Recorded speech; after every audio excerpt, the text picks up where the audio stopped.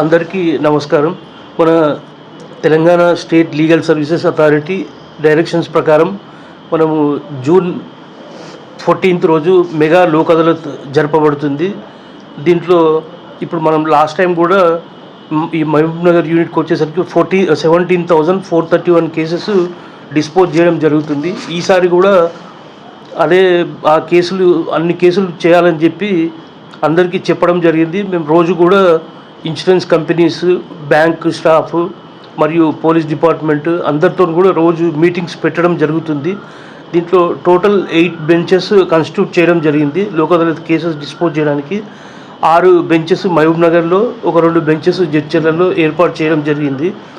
దీంట్లో ఏంటంటే ముఖ్యంగా మోటార్ యాక్సిడెంట్ కాంపెన్సేషన్ కేసులు మరియు మ్యాట్రిమోనియల్ కేసెస్, ఇంకా చెక్ బౌన్స్ కేసులు, కాంపౌండబుల్ క్రిమినల్ కేసులు ఇవన్నీ కూడా రాజీ కుదుర్చడం జరుగుతుంది. దీంట్లో ముఖ్యంగా ఏంటంటే దీంట్లో ఒకవేళ కాంప్రమైజ్ అయితే కోర్ట్ ఫీ అనేది వాపస్ ఇవ్వడం జరుగుతుంది.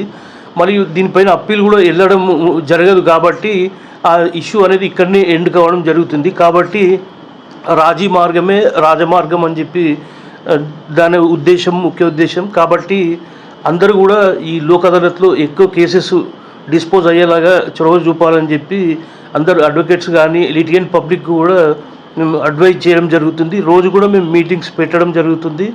అందరూ ఆఫీసర్స్ కూడా రోజు స్టెప్స్ తీసుకోవడం జరుగుతుంది. మా లీగల్ సర్వీసెస్లో కూడా మీడియేషన్ అవన్నీ కూడా నిర్వహించడం జరుగుతుంది ఎక్కువ కేసెస్ డిస్పోజ్ చేయడానికి. కాబట్టి దీనికి అందరూ కూడా సహకరించాలి, అందరూ ఉపయోగించుకోవాలని చెప్పి కోరుతున్నాను.